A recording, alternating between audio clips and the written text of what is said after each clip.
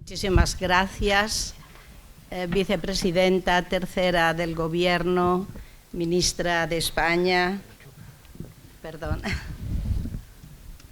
vicerrectora, vicerrector, autoridades académicas y políticas que nos acompañáis en este acto, queridos estudiantes que participáis del curso, señoras y señores, también saludo a aquellos que están siguiendo con interés las intervenciones online, algunos con el deseo de estar presentes en esta sala.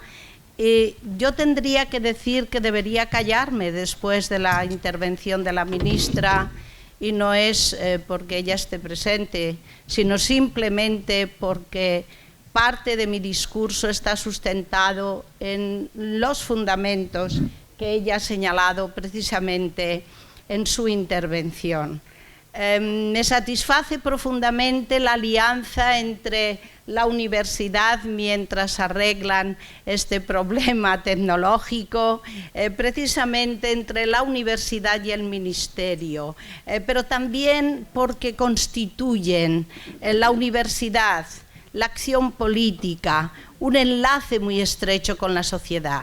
Aquí hay autoridades que representan a muy diferentes instituciones públicas y, por lo tanto, y privadas incluso, que están reflejando esa transferencia del conocimiento hacia sus actuaciones. Quizá uno de los elementos fundamentales que tiene precisamente la universidad pendiente, que debemos reforzar en nuestros intentos precisamente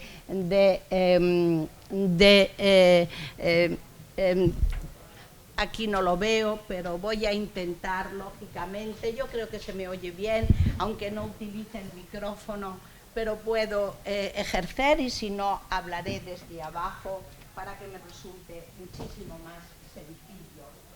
Quería decirles en este sentido que se une en este curso el compromiso institucional, el compromiso social y el conocimiento con la acción, que son los dos elementos fundamentales que debemos precisamente seguir. Yo quiero dar las gracias a la vicerrectora y a la directora general, responsables y directoras de este curso, precisamente porque de alguna manera han conseguido o me han propuesto para que les hable a ustedes.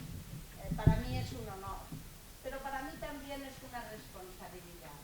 Y desde luego voy a intentar que desde mis investigaciones de alguna manera podamos aportar algo a quienes tienen la responsabilidad de la toma de decisiones. El título del curso es tremendamente sugestivo, como ha señalado ya la vicepresidenta en su intervención.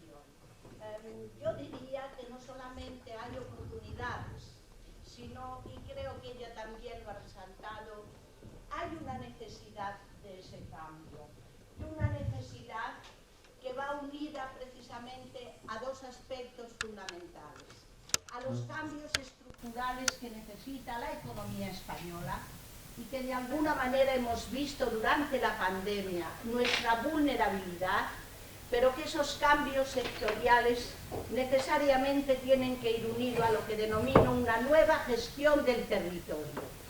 El territorio tiene que estar gestionado, lógicamente, de otra manera. Y fundamentalmente porque la cohesión que hemos seguido tradicionalmente ha tenido unos resultados que podríamos decir son muy relativos y que voy a tratar de demostrar precisamente en mi intervención. Aquí tienen ustedes una diapositiva con dos imágenes. La imagen que ven a la izquierda es la congestión y el tráfico de Madrid a las 8 de la mañana cualquier día, donde ven por una parte toda una serie de aureolas concéntricas relacionadas con nudos y ejes de transporte unidos a una movilidad diaria, a unos flujos diarios entre la ciudad central y la periferia. Es decir, lo que configura un sistema metropolitano. Y a la derecha ven ustedes la ciudad de Soria, donde la ausencia de todas esas unidades, si quieren, o infraestructuras periféricas, demuestra la escasa habitabilidad o la escasa capacidad de estas pequeñas ciudades. Pero la misma en este sentido, área metropolitana de Barcelona, con sus ejes de flujos y sus momentos de congestión, quizá en este sentido en algún tema más ligado a la costa que una construcción periférica y central, pero una ciudad como Valladolid, donde carece también de esa movilidad interna, no genera flujos en su entorno territorial, una ciudad media que queda casi a la escala, la misma situación que las pequeñas ciudades del interior. Dos modelos de sistemas metropolitanos que quedan perfectamente reflejadas en estas imágenes y la soledad del mundo rural. ¿Por qué se ha producido esto? ¿Y por qué? ¿Qué interés tenemos precisamente para preocuparnos por el abandono que han sufrido las ciudades intermedias y las pequeñas ciudades y el abandono que ha sufrido el mundo rural? Y lo sustento en cuatro, o mejor dicho, tres grandes motivos y un caso específico. En primer lugar, en el año 2013, los estudios dirigidos sobre todo por Gistra, de alguna manera reflejaron que en ese momento 2/3 del crecimiento económico en Europa procedían de ciudades intermedias y de mundo rural. Es decir, se estaba empezando a modificar algunas de las cuestiones que tradicionalmente habíamos reflejado. Pero en este sentido, al mismo tiempo, estamos ignorando un gran potencial económico y voy a demostrar después ese potencial económico. Pero voy a poner solamente tres ejemplos. Uno es Inditex. ¿De dónde sale? Del mundo rural gallego, con un sistema de producción que además casi fui testigo en un primer estudio que hicimos desde la Universidad Complutense sobre la despoblación gallega. Un segundo ejemplo, IKEA, también sale precisamente del mundo rural, y cómo aparecen en Alemania lo que se llaman los campeones ocultos, esa zona del sur de Alemania, en torno a Múnich, con una relación precisamente entre pequeñas y medianas ciudades y mundo rural.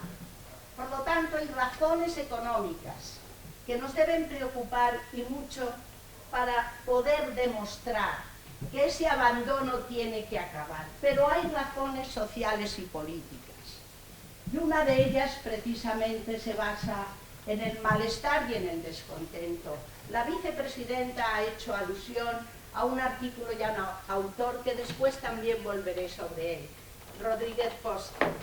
Y debo confesar públicamente el orgullo de una directora de tesis que ha sido mi mejor discípulo. Rodríguez Posse es discípulo mío, lo he formado y por lo tanto me ha superado. Que eso es lo mejor que puede precisamente cualquier académica decir de él.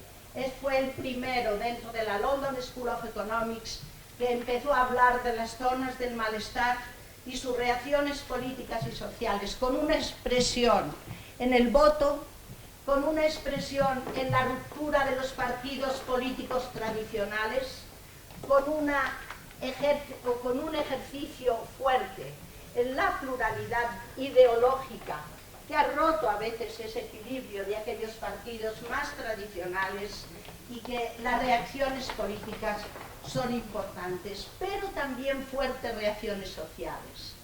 Quiero que piensen en los chalecos amarillos, ese gran movimiento social francés que vino precisamente del descontento, del abandono y de los problemas que ahí se habían planteado. Tenemos, por lo tanto, unas consecuencias derivadas de su potencial económico.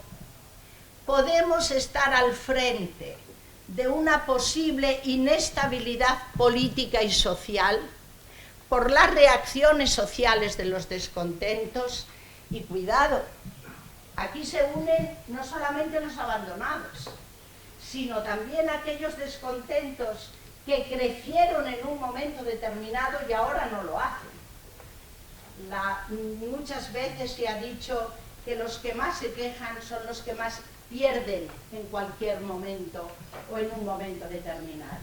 Y en ese sentido también debo decir que si esto no se hace, y lo pretendo demostrar, difícilmente conseguiremos una acción eficiente y eficaz en los procesos de cambio climático.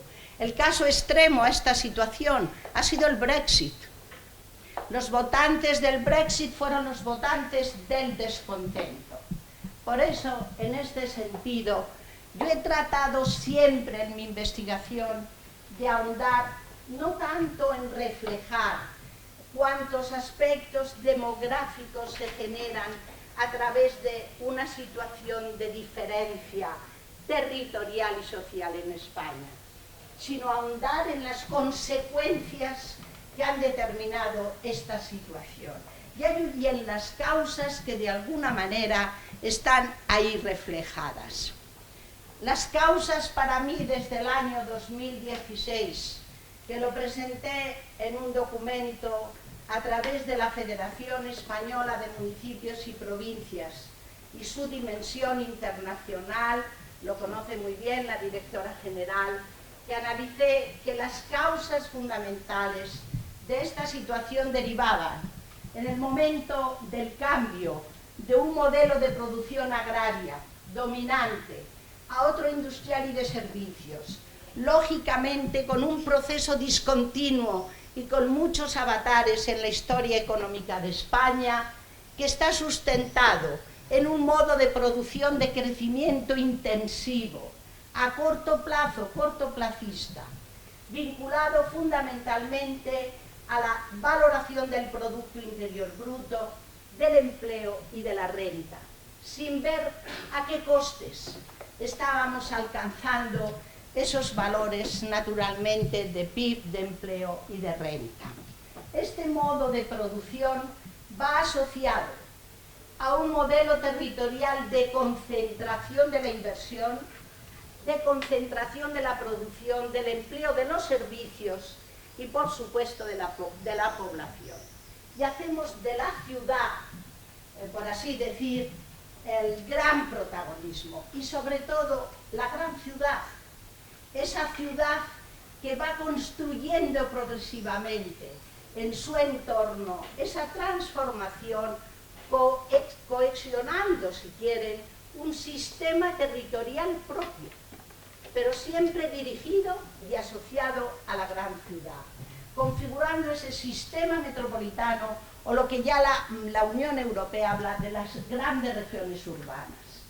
Tanto las economías de escala como las economías de aglomeración hacen de la ciudad el lugar de la eficiencia, el lugar del progreso, el lugar de la innovación, el lugar de la capilaridad social, el lugar donde muchas esperanzas de personas podían verse hechas realidad. Cuando yo he explicado esta situación he tenido mis críticas y he tenido lógicamente que defender el porqué.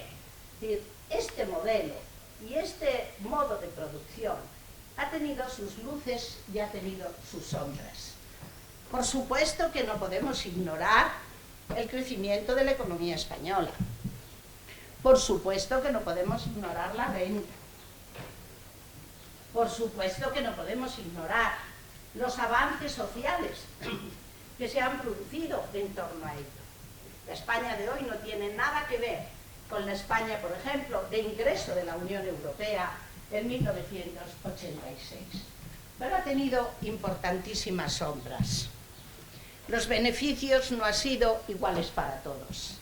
Y ahí entra la dualidad de desequilibrio territorial y cohesión social. Y ahí es donde entra el protagonismo fundamentalmente de lo rural. Y quiero llamar la atención de un hecho que me está preocupando porque lo estoy escuchando en algunas intervenciones y en algunos foros actuales. y es decir que lo rural es muy poco significativo en cuanto al sector primario. Y dicen, es que solo representa el 4% o el X% en España en PIB y en población. Esto es un error muy grande. Y quiero dejarlo aquí muy claro. Primero porque el sector agrario, fundamento de lo rural, ha sido un subsector que ha arrastrado a otros sectores de la actividad económica, sobre todo a los sectores industriales y de servicios. Y aquí tienen unos datos de billones de euros en industrias de equipamiento, en empleos directos, en industrias derivadas de la producción agraria, casi 22 millones de empleo en procesos alimenticios y en servicios minoristas. Los outputs que genera toda la producción agraria, relacionados precisamente con la red de transporte y comercio. Es decir, ha sido un sector, o un subsector, perdón, que ha tirado de otros sectores económicos de una forma verdaderamente espectacular. Pero ¿dónde se ha hecho eso? Pues no en el territorio rural, sino en aquellos territorios que de alguna manera eran resilientes, en aquellos territorios donde se había innovado, en aquellos territorios que reunían las características para asumir los nuevos procesos. En la ciudad, nuestros territorios rurales quedaron relegados a lo que podríamos denominar una producción básica.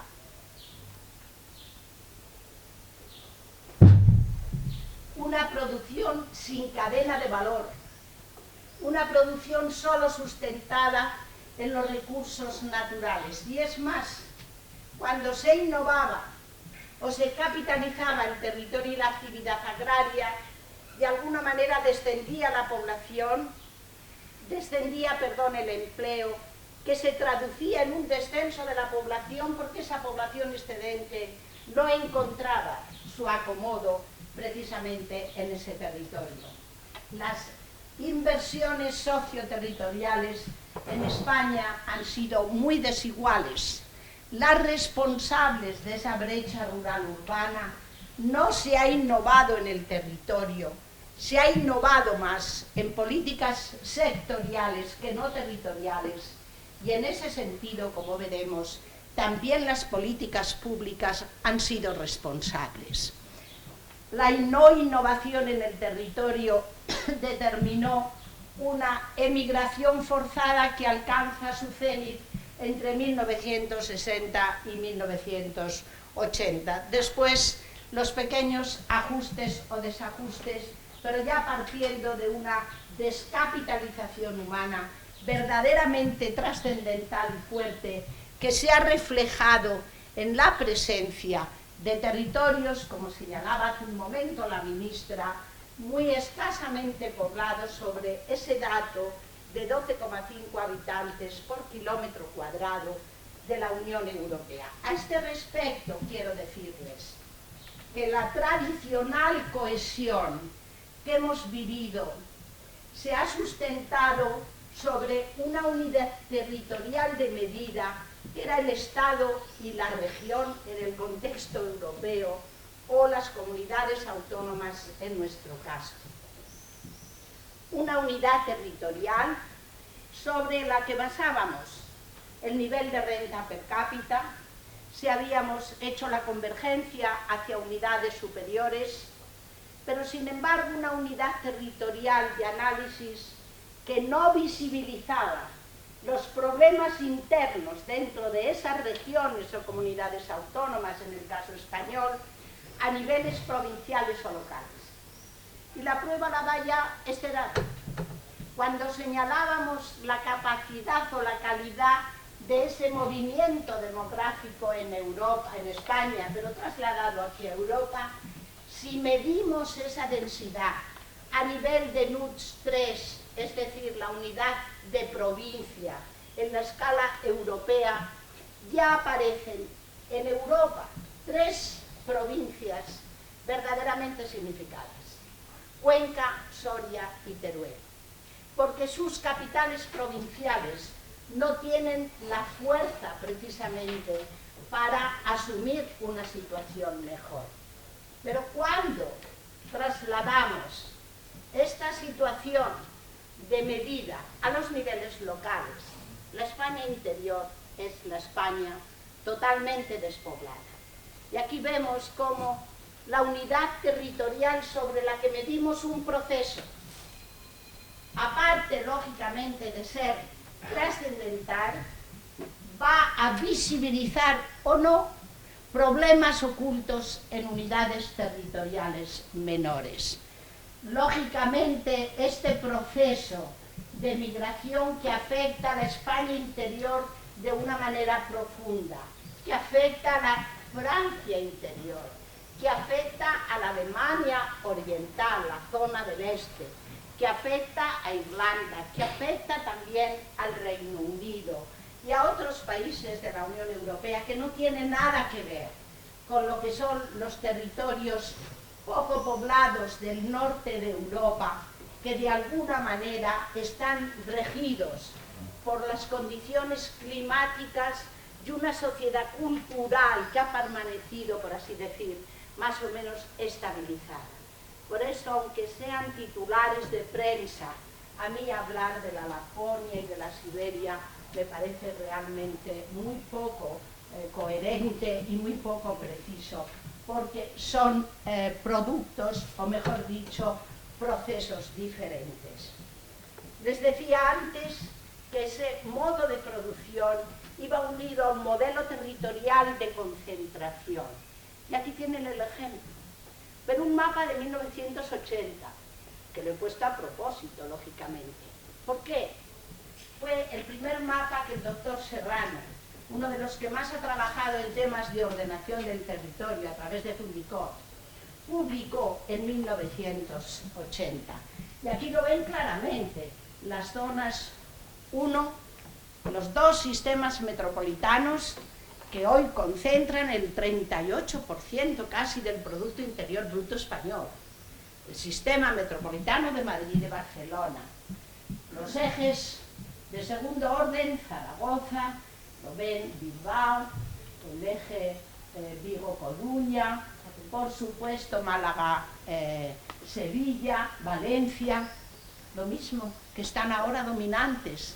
Y otras ciudades un poco de tercer y cuarto orden que a veces han coincidido, o con capitales de comunidades autónomas, pero dentro de un modelo desequilibrado que hemos seguido manteniendo. Quiero a este respecto significar la frase de Krugman.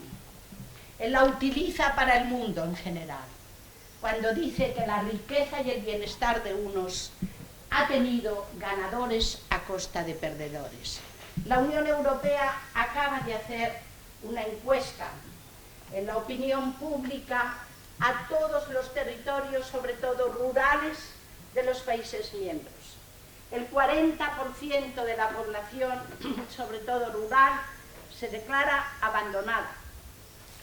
Creo que esto es verdaderamente significativo. Ya no solo estamos mal o peor, estamos abandonados. Y es la expresión que tiene precisamente la propia Unión Europea. ¿Por qué? Porque esa salida de población, por esas causas que les acabo de explicar, de modo de producción y modelo territorial, ha tenido unas consecuencias que van más allá de las demográficas. Ha tenido consecuencias económicas.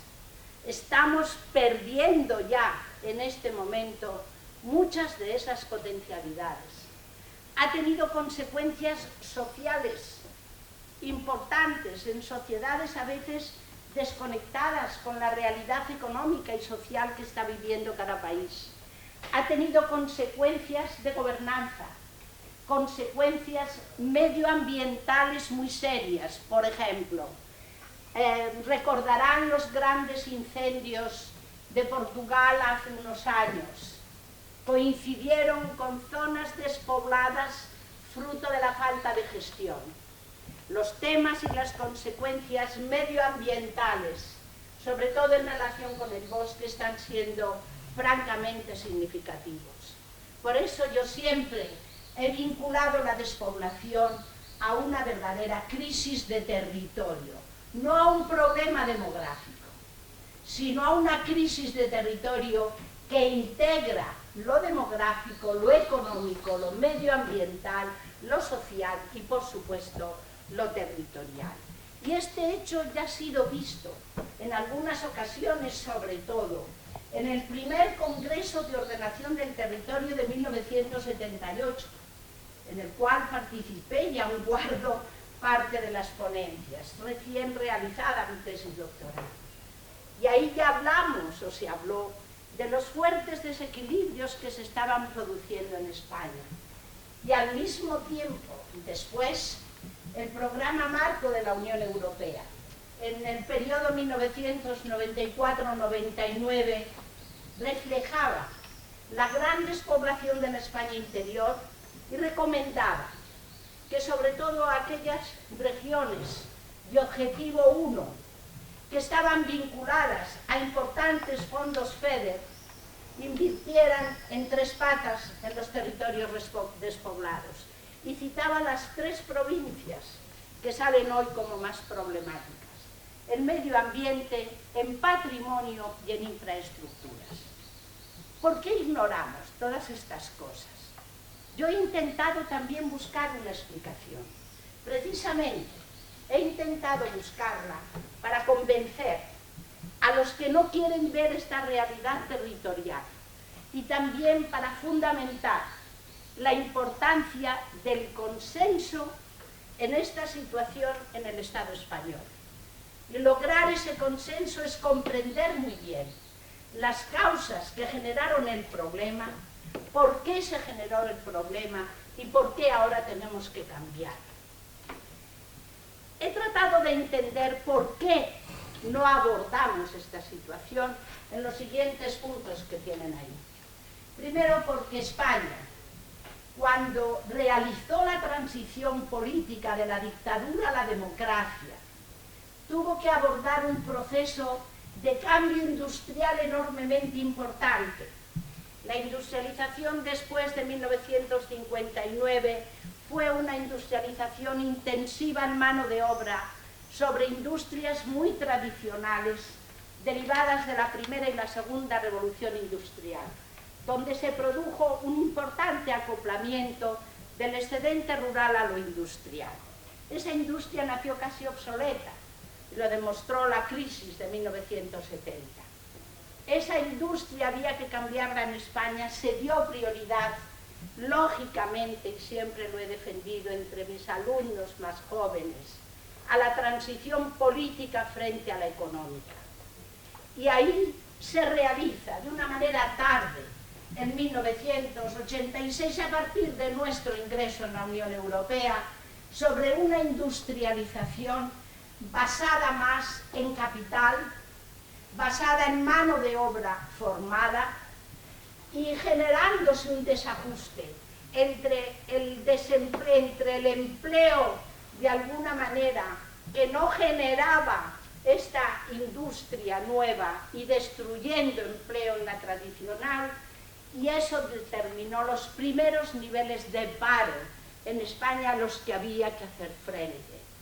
Al mismo tiempo hemos pasado desde 1970 por sucesivos periodos de crisis y salidas de la crisis muy rápidos. Teníamos que buscar esa justificación al crecimiento económico. Y, por supuesto, no olviden ustedes la especulación urbanística. Cuando la ciudad empieza a ser un lugar de producción más que de calidad de vida o de sistema de vida, y la vivienda en este caso se transforma lógicamente en mercancía. Estas son las razones que explico precisamente en esta situación, pero ahora estamos en un momento totalmente diferente y voy a explicar por qué. La primera razón de estas diferencias en el momento vienen determinadas por la marcha, la evolución que ha seguido la economía mundial. Y una economía mundial ligada estrechamente al crecimiento del proceso de globalización. En este sentido, el crecimiento económico, muy vinculado a la globalización creciente, ha visibilizado una serie de problemas que la pandemia los ha hecho más fuertes, los ha hecho mucho más visibles. Primero, la ruptura del equilibrio sociedad y naturaleza. Ese crecimiento económico se ha hecho a base de un abuso de recursos naturales por una parte y de un problema de contaminación por otra. Hemos roto ese equilibrio que no solamente tiene efectos económicos, sino que también tiene efectos sobre la calidad de vida humana. Ya se ha demostrado el papel protector de la biodiversidad en la calidad de vida, precisamente. El valor que se está asociando ya a la naturaleza como ese cuarto sector, el sector de los valores que se añade al público, al privado, a los ONGs y al sector de los valores. La naturaleza es un valor. Problemas derivados de la globalización. A pesar de la palabra, creo que es uno de los procesos más selectivos por los que podemos pasar. La globalización selecciona espacios, discrimina espacios, selecciona sociedades, selecciona mano de obra, y es un proceso tremendamente selectivo que viene también unido a unos monopolios productivos y a la creación de sistemas territoriales globales derivados de un comercio internacional creciente que se han visibilizado en la pandemia y que hemos visto el desabastecimiento en algunos casos. Por ejemplo, no hemos tenido desabastecimiento en productos alimentarios. Ahí tenemos una dualidad que ya les quiero ir transmitiendo de cómo precisamente sistemas territoriales locales que hemos destruido pensando en esos sistemas territoriales globales, de alguna manera tienen que estar presentes. Hemos descubierto el control de la investigación y la tecnología y los monopolios que a estos efectos se producen, que no lo olviden, este control se traduce en poder, en un poder político y en poder de estados que controlan la tecnología, que controlan los avances. El caso de la vacuna ha sido verdaderamente ejemplar. La globalización no la podemos parar, pero sí la podemos reconducir. Y la globalización tiene que convivir con sistemas territoriales locales, porque lo que sí estamos viendo es que lo sucedido hasta ahora no está funcionando. Y me satisface profundamente que se incorpora el objetivo fundamental del informe Brundtland. Por cierto, déjenme que les diga, un informe realizado por una mujer a petición de Naciones Unidas en 1987. Y el informe Brundtland dijo ya en ese momento, de una forma categórica, el crecimiento económico no tiene que estar solo sustentado en el PIB, en la renta y en el empleo, sino en el crecimiento de la expansión de los recursos naturales y de la sostenibilidad.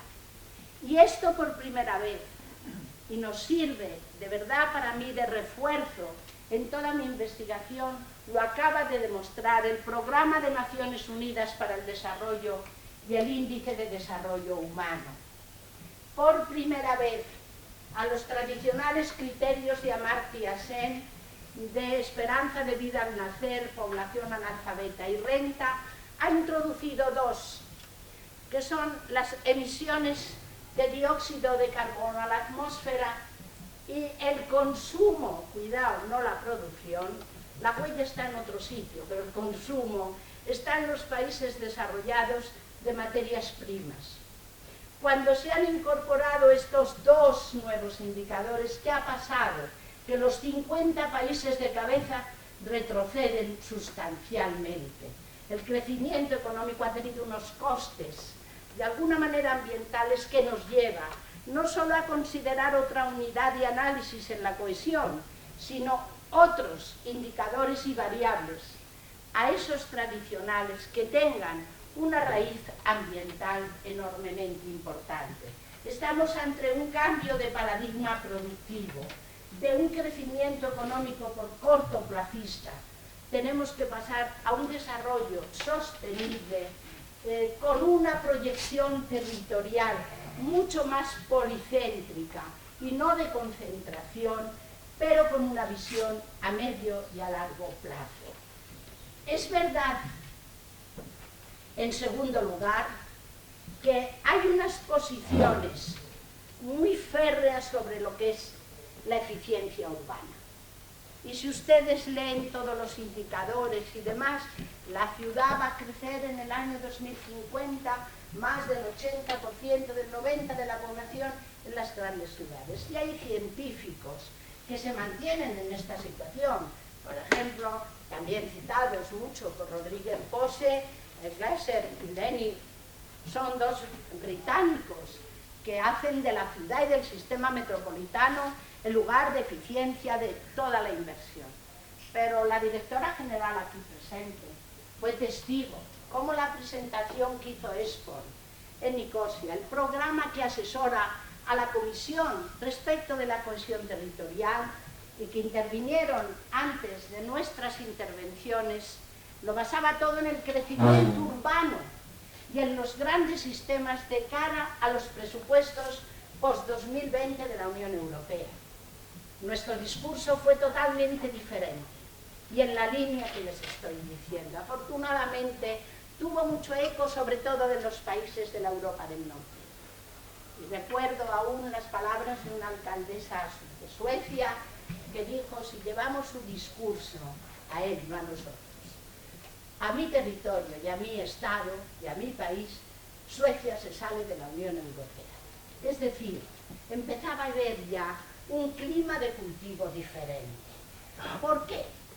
Porque estamos viendo las externalidades negativas de los grandes sistemas urbanos. Externalidades negativas derivadas de la congestión. Hay muchos estudios a este respecto. Cito los de la Universidad de Humboldt, sobre todo en razón por enfermedades de tipo psicológico derivadas de la soledad.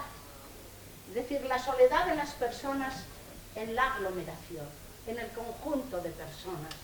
Pero al mismo tiempo hemos visto ya, por informes tan variados como de sindicatos, comisiones obreras o de Cáritas diocesanas, que salen diciendo los grandes problemas de pobreza en Madrid y los graves problemas de desigualdades sociales, donde convive la riqueza, la pobreza, la opulencia, que la pandemia los ha reflejado. La saturación de servicios, los riesgos que determina una concentración productiva con respecto a economías dependientes de esa concentración ante un problema como el que hemos pasado.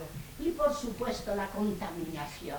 Los estudios que se han hecho en las universidades de Bolonia, de Cagliari, han demostrado que los primeros grandes contagios y los primeros grandes contagios se produjeron en áreas que generaban una contaminación importante y estaban vinculados a una saturación demográfica.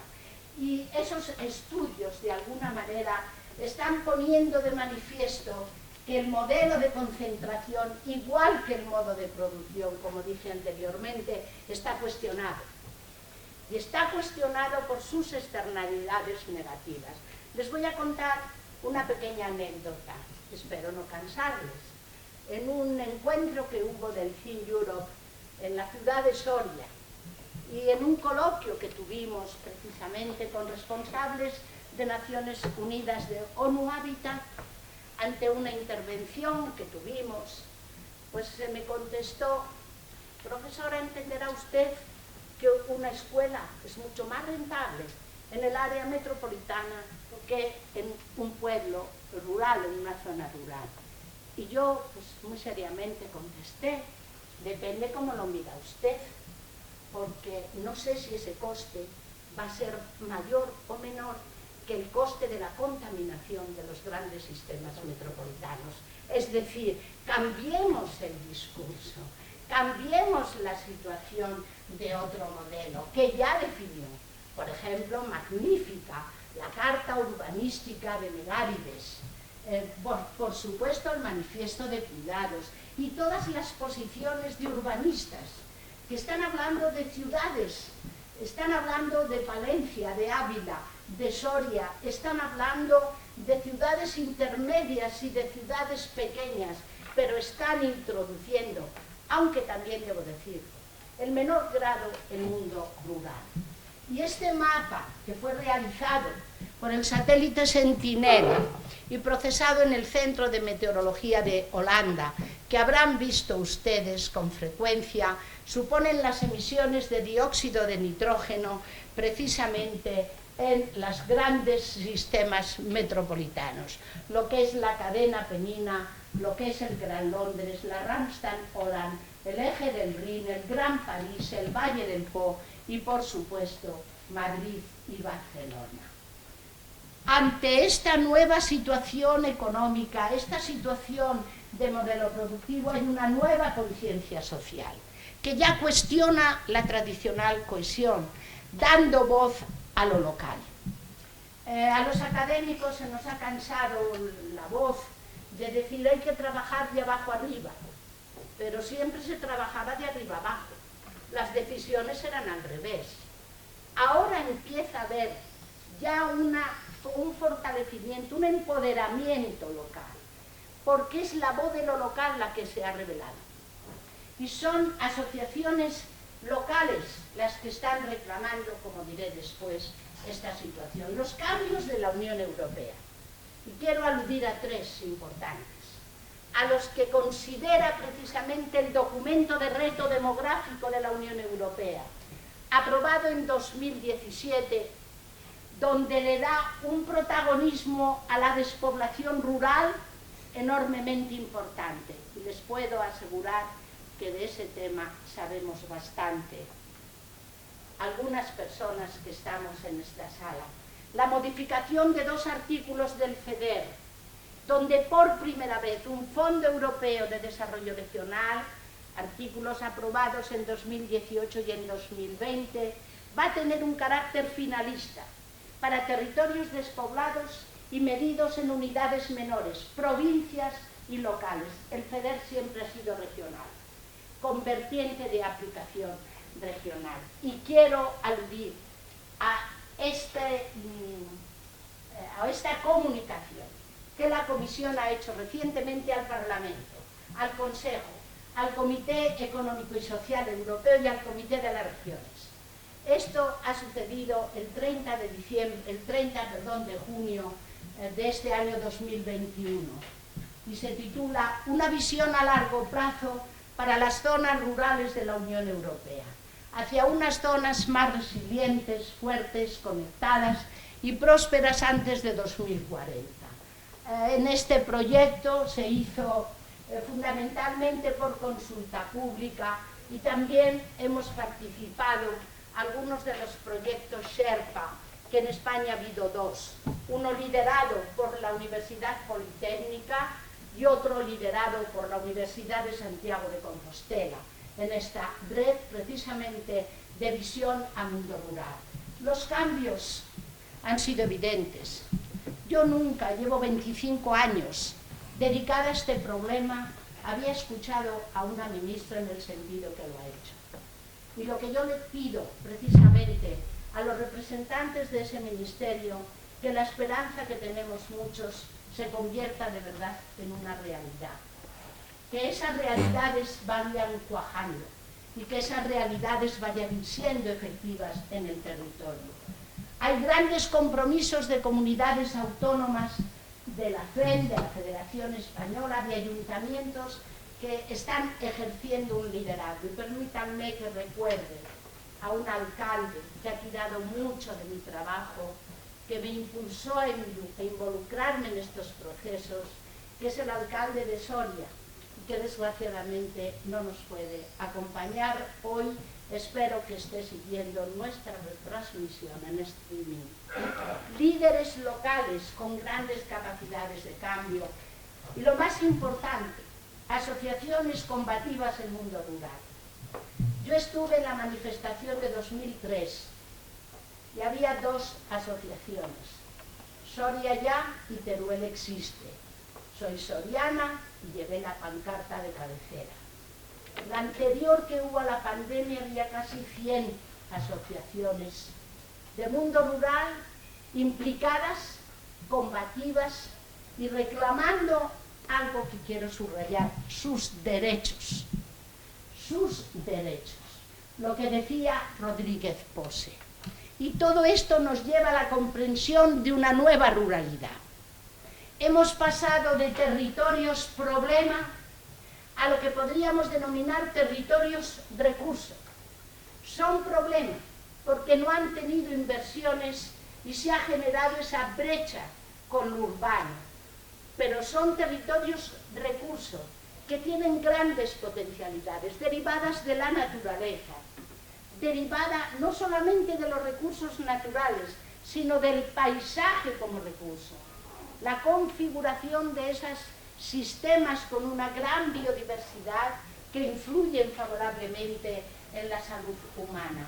Nuevas formas de producción ligadas al sector agrario y nuevas formas de alimentación derivan precisamente o van a derivar de los recursos de los territorios rurales.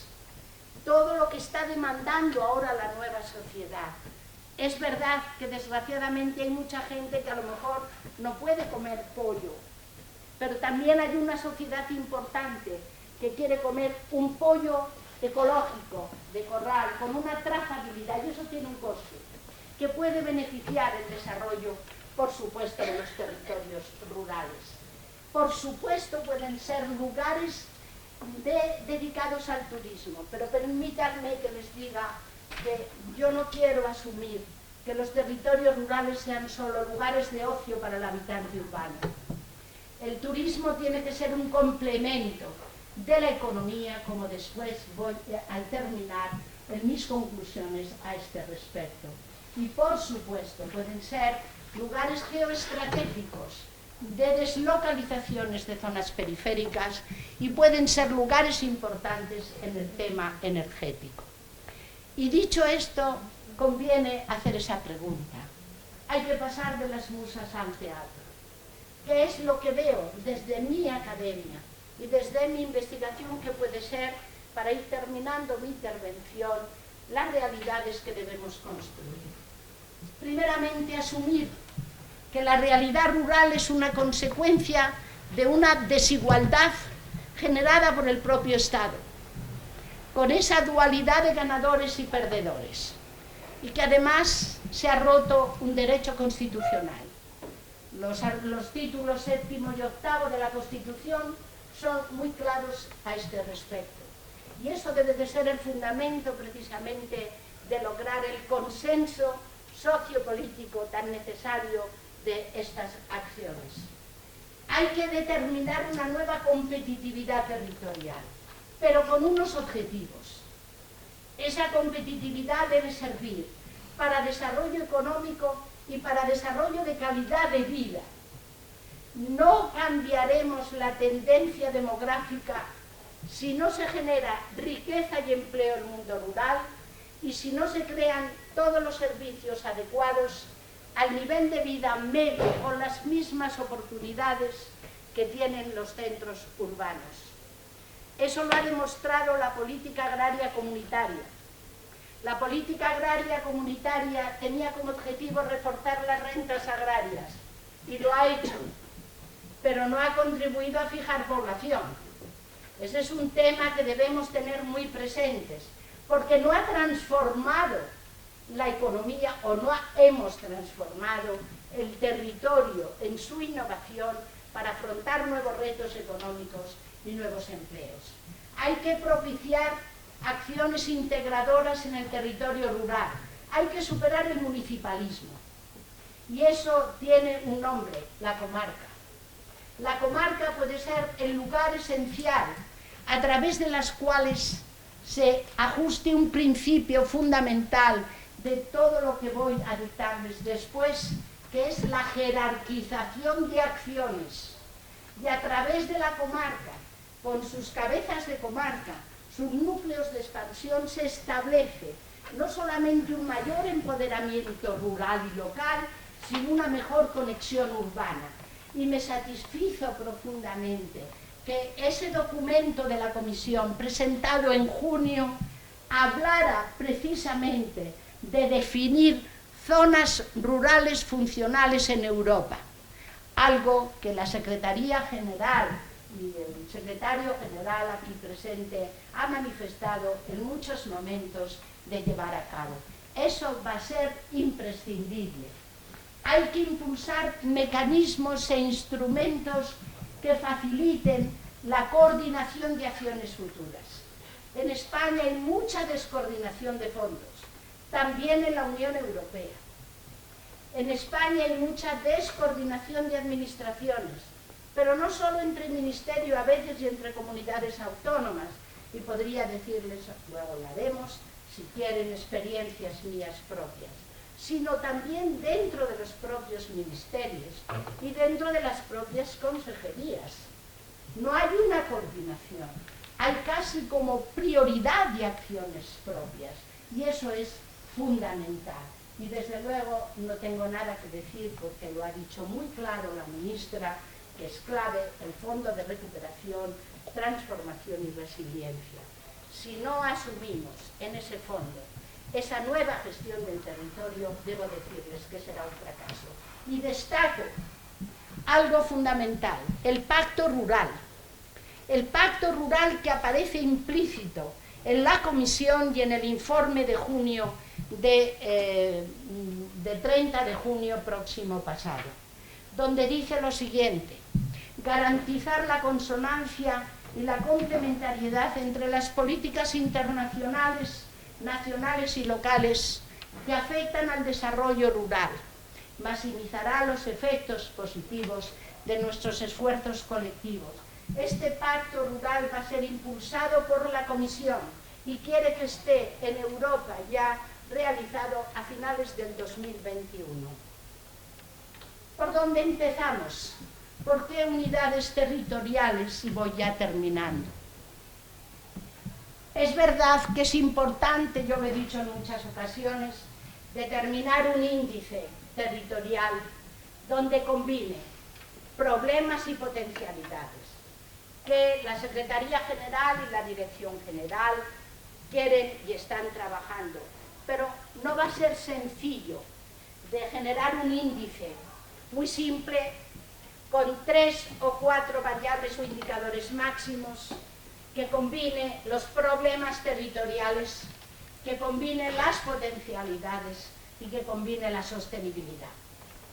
Por lo tanto, hay que seguir insistiendo en esa situación, pero habrá que empezar por las 3 provincias significadas. Algunas cosas se han hecho. Hay que dotar de identidad a esas pequeñas ciudades, de valorizar sus posibilidades en conexión siempre con el mundo rural, no viendo la ciudad por un lado y el mundo rural por otro. Es importante la consideración de la dimensión urbana en todas las políticas ministeriales y, por supuesto, las actuaciones derivadas de la convocatoria de proyectos tractores me parece que es fundamental para ver dónde está el emprendimiento y dónde están las acciones más significativas a este respecto. Las 130 medidas a las que yo lógicamente di un valor, y lo tienen, y lo digo públicamente, por haber tratado de abstraer de todas las políticas ministeriales aquello que tiene una proyección rural, a mí me gustaría que fuera posible articularlas en un plan de acción que tuviera unos ejes claros, que lo sustento en lo siguiente: la innovación en el territorio, a través de dotar a los territorios rurales de competitividad, de cara a los nuevos procesos, de cara a la calidad de vida y resiliencia. Apostar por un desarrollo rural sostenible, vinculado, atado a la transición ecológica, diversificado en cuanto a actividad económica, multiactivo, porque tenga dimensión económica, pero también retornos ambientales, y en tercer lugar, por integrar los derechos sociales en la ruralidad. Esos son mis tres pilares a los cuales quiero generar aquellos hitos más fundamentales de este aspecto. La innovación del territorio. Asumo totalmente lo que ha señalado la ministra anteriormente. La movilidad rural es trascendental. Y no todo es infraestructuras. En España hemos crecido enormemente en grandes infraestructuras y hemos retrocedido en infraestructuras regionales y locales.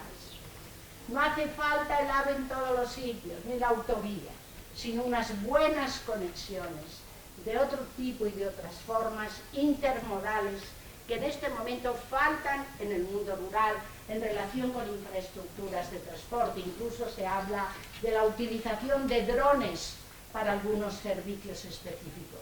La conectividad digital, por supuesto, solo añade a lo que ha señalado la ministra anteriormente, que la Unión Europea quiere elaborar un índice de digitalización rural, con lo cual es otra asignatura pendiente que tenemos que abordar. Y por supuesto no olvidar las infraestructuras energéticas y el agua. Solo les digo un ejemplo. Muchas de las zonas de producción de energía en España tienen un acceso tremendamente deficitario a la energía. ¿Por qué? Porque carecemos de subestaciones transformadoras en el territorio local. La energía pasa por la autopista de las grandes transformadores y de los grandes transportes de energía. Unas infraestructuras que tienen que ir vinculadas a la modernización de la economía, pero también a la calidad de vida. Si eso no se logra, no haremos nada al mundo rural. A una calidad de vida donde los servicios, todos, servicios sanitarios, educativos, de vida cotidiana, tengan un acceso. Todo no puede estar en todos los sitios, pero todos los ciudadanos tenemos derecho a los mismos servicios, máxime si están realizados con dinero público. Y esa es una asignatura pendiente verdaderamente en España. En segundo lugar, ¿cómo debe de ser ese desarrollo rural multifuncional? Y señalaré algunos riesgos. El sector agrario para mí es clave, como generador de riqueza, pero un sector agrario que debe de estar unido a una cadena de valor.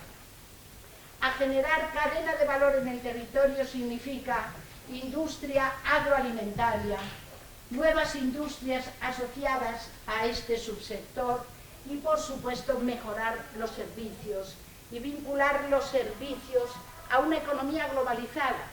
Desarrollo local no es localismo. El desarrollo local puede estar perfectamente unido a una globalización sobre sistemas territoriales locales.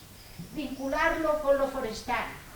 Otro de los aspectos que la Unión Europea está resaltando, la vinculación forestal rural.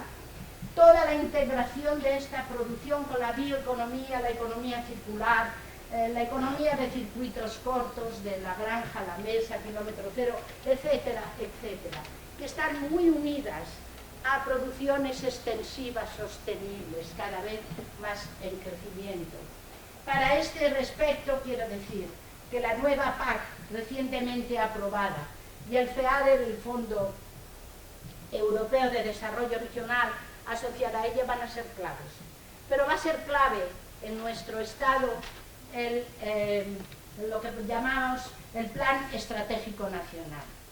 El Plan Estratégico Nacional está pendiente de aprobación. Yo solicito en este foro que sea un verdadero plan de estrategia nacional y no la suma de 17 planes regionales. como muchas veces ha pasado a este respecto. Esa es la clave en la discusión que el Ministerio de Agricultura, Pesca y Alimentación tiene delante. Hay que potenciar la investigación aplicada al mundo rural y vincularla también al Plan Nacional de Investigación. Generar sectores y líneas estratégicas de esta investigación, pero también territorios laboratorio. Yo he tenido un territorio laboratorio en mis 25 años, que ha sido mi tierra, la provincia de Soria, donde he podido implementar numerosos proyectos, ver problemas, ver repercusiones, y no es imposible poder trabajar. Y territorios rurales que sean laboratorios vivos y lugares de prácticas ejemplares. Son trascendentales los cambios normativos, que también los lanzo para la Secretaría General y la Dirección General. Y no solo el rural proofing, es decir, no solo aquellas leyes que están haciendo bien o mal al mundo rural. No, no es solo eso. Es, o debe ser, los cambios legislativos asociados a la transición ecológica, asociados a los nuevos criterios de cohesión, asociadas a los nuevos emprendedores. Por ejemplo, ahora hay leyes que priman el empleo de una multinacional, por ejemplo, de una macrogranja, en un lugar determinado, y sin embargo no priman el menor empleo, pero con retornos ambientales y con fijar población de una empresa familiar. Eso es clave en este momento para que la transición de verdad sea justa. Y al mismo tiempo hay una ley de desarrollo rural que está ahí paralizada, que fue aprobada en los últimos años del gobierno Zapatero y que de alguna manera no sabemos qué ha pasado con ella. Al mismo tiempo tenemos que ver que todos estos cambios normativos, no te preocupes, David, que tengo en la cabeza el tema y puedo ir cerrando. Perdonen, espero que no haya sido estas interrupciones en menoscabo para que mi intervención les haya interesado. Quiero decirles un riesgo, que era el riesgo que yo había señalado en rojo después de los cambios normativos. Y es un riesgo que tiene este ministerio, y que yo lo quiero decir para que no se produzca. Y es el siguiente. Hemos hablado enormemente de la transición energética unido al cambio climático. Y hemos visto que los territorios rurales, en efecto, tienen muchísimas potencialidades con respecto a este proceso. Si ustedes leen la Ley de Cambio Energético y toda la estrategia desarrollada en torno a ella, es estupenda, es ambiciosa. Pero ¿cómo vamos a hacer ese cambio energético? Solo fijándonos en la rebaja de los valores o alcanzar los valores de rebaja de contaminación, de descarbonización en un contexto abstracto, sin contar las repercusiones territoriales que, por supuesto, en la estrategia de la ley aparece que puede haber perdedores. Y eso es lo que hay que evitar, porque la producción de energía es algo muy intensivo en capital, pero no en generadora de riqueza local ni generadora de empleo. Y se lo dice una persona que hizo su tesis doctoral en los años 70 sobre la producción de energía hidroeléctrica en Aragón, y donde demostró precisamente este proceso. Se ha producido. No cambiemos las producciones agrarias por huertos solares, donde pueden acabar precisamente con suelos ricos. No cambiemos solo los campos eólicos. Hagamos esa transformación, pero siguiendo los rigores de una dimensión territorial, porque si no corremos el riesgo de que haya ganadores y que haya perdedores en ese sentido.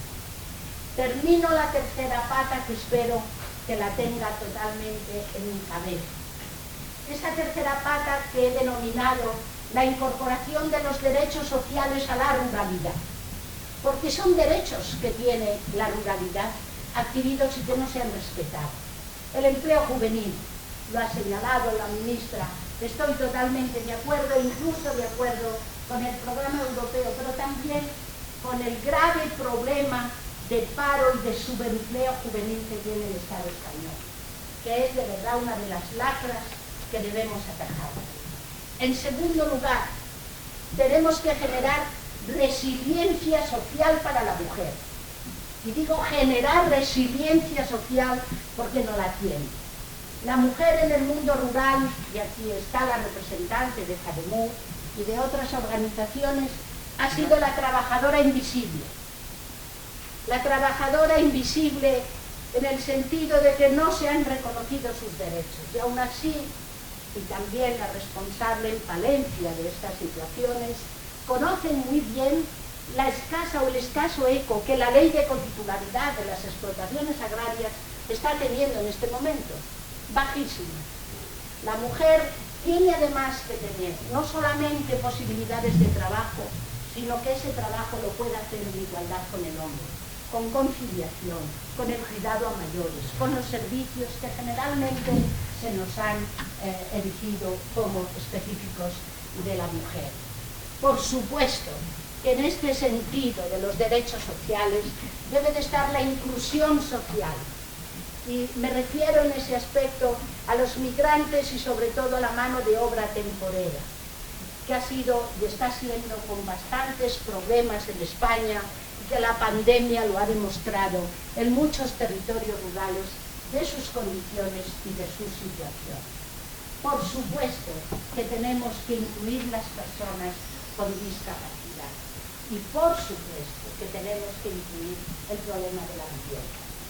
La vivienda es un derecho social y es un derecho constitucional, y uno de los problemas, o quizás si me apuntan los dos mayores problemas que junto a todos estos estrangulamientos que les estoy comentando aparecen en los territorios rurales, es el acceso a vivienda y a la propiedad de la tierra, algo que espero recoja precisamente ese plan estratégico nacional. Derechos sociales, donde jóvenes, mujeres, la inclusión de personas de todo tipo, el derecho a la vivienda esté presente, pero también el derecho a reflejar la importancia de las pymes y de la empresa familiar, porque son las más sólidas, las que más permanecen en el territorio, las que más identidades generan en el territorio. E igual que se habla precisamente de movilidad en el programa de Erasmus Rural, que creo que es una manera también de difundir lo positivo de lo rural entre los jóvenes, me parece trascendental. Me gustaría un programa de movilidad de emprendedores, donde de alguna manera se facilite la conexión con otros lugares, con otras tierras que tengan de verdad unas situaciones semejantes. Tres grandes ejes, tres grandes patas que harían posible esa integración de lo rural con las pequeñas y medianas ciudades en un sistema mucho más policéntrico. La Comisión en ese informe se ha puesto unos límites. 2021 finales para el Pacto Rural, 2023 para analizar de alguna manera todas aquellas acciones que han tenido repercusiones en los territorios rurales y 2024 para determinar cambios en las estrategias realizadas. De cómo actuemos nosotros, pues dependerá una pregunta que yo a veces me hago de ¿qué mundo rural vamos a construir? Aquel que sirva solo de hábitat para los ciudadanos de los sistemas metropolitanos, porque ven ahí una calidad de vida relativa. La calidad de vida no la da solo la naturaleza, la calidad de vida la dan también los servicios. Un mundo rural que preste servicios a otros lugares y a otras producciones, como por ejemplo la energética, la producción básica, etcétera, etcétera, o un mundo rural cuya transformación genere una resiliencia para una recuperación económica y social, sustentado en un verdadero desarrollo rural diversificado y sostenible que genere empleo y riqueza? La respuesta nos la dará el tiempo. Solo apelo a una ética, a la ética del tiempo. Hoy es posible, mañana puede ser tarde. Muchas gracias por su atención. Espero que haya sido de interés.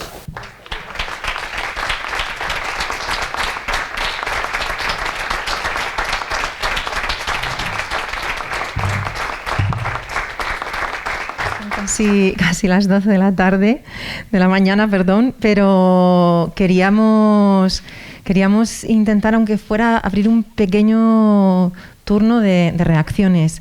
Yo antes de eso quería agradeceros a todos y a todas los que os habéis apuntado a este curso de verano del Escorial. Es un auténtico placer poder compartir este día y medio con todas vosotras y con vosotros. Y queríamos iniciar este curso con la conferencia de la profesora Mercedes Molina, de la catedrática de Geografía, catedrática emérita de Geografía Humana de la Universidad Complutense. Y la verdad es que lo queríamos hacer porque creo que habréis podido comprobar el enorme caudal de conocimiento que tiene la profesora Molina sobre estos temas, que le han llevado prácticamente toda su vida académica, pero que yo creo que además tienen un valor muy relevante para las instituciones. Y es que gran parte del trabajo que ha hecho la profesora durante estos años ha tenido un retorno de aplicación y sigue teniéndolo. Y para nosotros era absolutamente clave poder contar con ella. Creo que nos ha hecho un repaso histórico, pero muy actualizado de todo el trabajo que tenemos que abordar en este enorme desafío de la cohesión territorial o de la cohesión socioterritorial, de la lucha contra la despoblación, en como lo hemos denominado en este curso, en la década de desarrollo sostenible. Yo creo que es muy importante enlazar todos los elementos transversales y todas las cuestiones de carácter económico, social, medioambiental, cultural, que tenemos que abordar en el ámbito de la transformación de nuestro territorio. Yo no me quiero extender mucho más, pero sí quería agradecerle muy especialmente a Mercedes Molina. Nos conocemos desde hace mucho tiempo, hemos trabajado juntas. Desde mi llegada a la Dirección General, junto con el Secretario General de Reto Demográfico, hemos querido contar con ella en la reflexión, en sus aportes críticos también, que son absolutamente fundamentales, y agradecerle la generosidad en la transferencia del conocimiento que nos ha hecho hoy aquí a todos. Yo, como vamos un poquito mal de tiempo, como os decía, si alguien tiene alguna cuestión que comentar o que reaccionar, si os parece, bueno, somos los dueños del tiempo. Luego tenemos menos tiempo para el café y luego vamos con retraso. Voy a dar la palabra un momentito al secretario general. Y luego por ahí también veo que tienes ahí una palabra. Hola, muy brevemente, porque creo que Juana, la directora general, ya ha expresado el agradecimiento y la importancia que ha tenido la intervención de Mercedes Molina. Hablar de territorio siempre es muy complejo. Yo creo que todavía no nos hemos puesto exactamente de acuerdo qué significa esa dimensión del territorio. Yo siempre pongo el ejemplo de un filósofo francés que dice que entre yo y yo mismo está el territorio, ¿no? y está la tierra. Por tanto, de qué manera nos marca, ¿no?, el hecho de habitar y cómo habitamos nuestros territorios. Lamentablemente, en nuestro país es verdad que no tenemos una gran tradición de hablar de ello. Hemos seguido la inercia de ir segmentalizando todas las visiones, como muy bien ha explicado Mercedes, y por tanto ahora nos toca lanzar esa mirada transversal sobre esta realidad, porque es la única forma de conseguir la sostenibilidad que pretendemos y que necesitamos para combatir un problema tan grave como el del cambio climático. Por tanto, yo creo que debemos saludar este curso, debemos saludar tu aportación, Mercedes. Las mesas a posterior nos van a permitir también reflexionar sobre cuestiones más concretas y sobre todo, en nuestro caso, cómo desde la Secretaría General vamos a ir descendiendo, ¿no?, de la de lo que es la teoría y de lo que hemos aprendido también de países vecinos a nuestra realidad territorial. Por tanto, muchísimas gracias por esta aportación impagable que nos has hecho en el día de hoy. Gracias.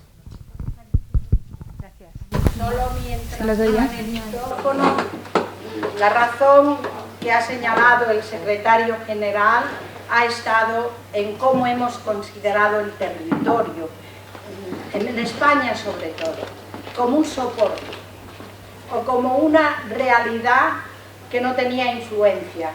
Pero yo quiero recordar las palabras del gran geógrafo Milton Santos, geógrafo brasileño, y es el ejemplo que yo he seguido siempre, el territorio como elemento activo, donde la sociedad ha influido en la génesis de ese territorio y ese territorio en su dinámica puede influir en la sociedad. Ahí está, desde luego, la clave, cosa que Francia lo ha manejado muchísimo mejor que nosotros.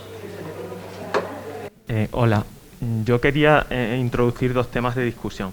El primero por el que le quiero preguntar es el debate entre jerarquizar y diseminar, ¿no? La ministra ha hablado de lluvia fina para el territorio, pero cuando este problema afecta al 70% del territorio es complicado, ¿no? Con una lluvia fina. Entonces, claro, hay cuestiones de equidad que tienen que llegar a todo el territorio, la banda ancha, tratamientos de sostenibilidad en aguas, pero la PAC mismamente es ese ejemplo, ¿no? Pero como usted ha dicho, al final eso no fija población, da una cierta equidad, pero no fija. Entonces, claro, partimos de los ejemplos de polos de desarrollo, ¿no? ¿Cómo habría que hacer ahora ese desarrollo del medio? O sea, ese debate entre diseminar y jerarquizar, ¿cuál sería la escala? Ha introducido usted también otro problema, que es el del bueno, no se ha referido a él como inframunicipalismo, pero no tenemos claro cómo revertimos esa situación sin cambios institucionales, que creo que es un... Y luego otra cosa sería también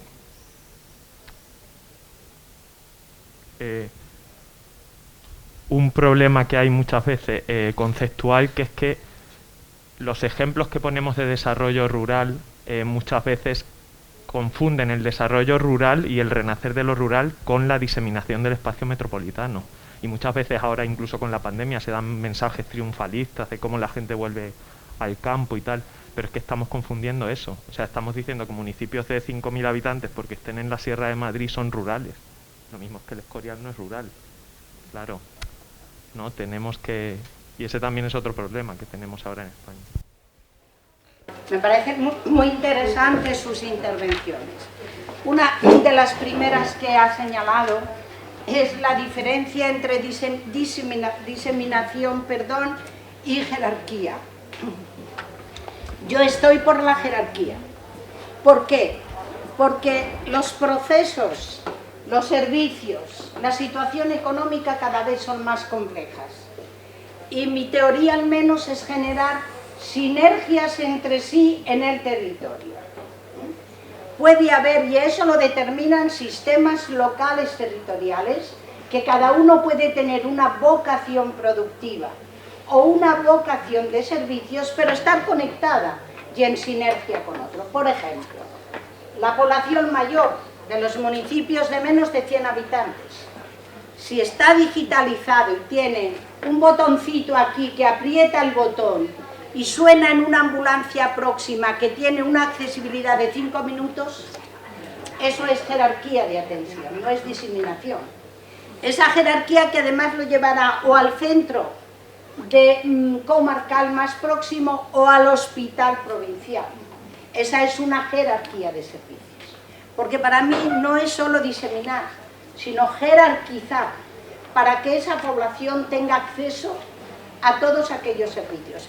Y eso lo traslado también a la población infantil.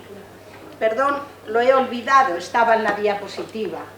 Reconocer en esos derechos sociales los derechos de la infancia, en el sistema educativo, que ahora no están reconocidos. Y eso significa jerarquizar. Por lo tanto, yo respetando, porque tampoco sé que a lo mejor la ministra interpreta también este aspecto, pero en mi posición, desde luego, me inclino más por la jerarquización que por la diseminación, porque implica integración. Habla usted de un tema importante que es lo de lo local, localismo. A mí cuando a veces me preguntan ¿y qué hago en mi pueblo? Y le digo, en su pueblo nada, en el entorno rural. Porque también existen algunos problemas rurales que hay que visibilizar, y es el del individualismo. Y creo que la vicerrectora, y aquí hay personas que conocen muy bien la sociedad rural, que a veces es muy individualista, e incluso yo la entiendo, porque han estado muy abandonados, no se fían. Dicen, no me fío de que tal comarca, la cabecera de comarca nos va a absorber. Por eso yo digo que la comarca funcional, que puede haber muchos, yo cuando hace 20 años hablaba de comarca, pues había ciertas ideologías políticas donde sufría muchas críticas, porque la oponían a las diputaciones provinciales a un determinado sistema político. Yo hablo de la comarca funcional, no de la comarca política. Esa es una discusión política en la que yo no voy a entrar, pero sí de la comarca funcional, donde haya jerarquización e integración de actividades, que no significa desaparecer ningún municipio. Pueden estar ahí y se empodera lo local a través de la comarca, entiendo yo. Y por supuesto, yo no quiero que el mundo rural sea un lugar para habitar de lo metropolitano. Quiero un mundo rural y de ciudades intermedias con entidad propia, ligada a esos sistemas, pero con entidad propia. Ha sido una falacia lo de la pandemia. Yo tenía un mapa para enseñarles a ustedes, pero luego se lo puedo dar si le interesa, que es el que se ha publicado precisamente sobre los movimientos de población durante la pandemia. ¿Dónde están asociados? A los grandes sistemas metropolitanos. ¿Qué dice eso? La segunda residencia. Es decir, no eran residentes permanentes, es de gente que ya tenía una conexión rural con la segunda residencia. Eso tampoco lo quiero. Yo quiero un mundo rural con entidad propia, pero donde haya movilidad, conexión e integración con lo global. Ese sería para mí. Muchas gracias por su intervención.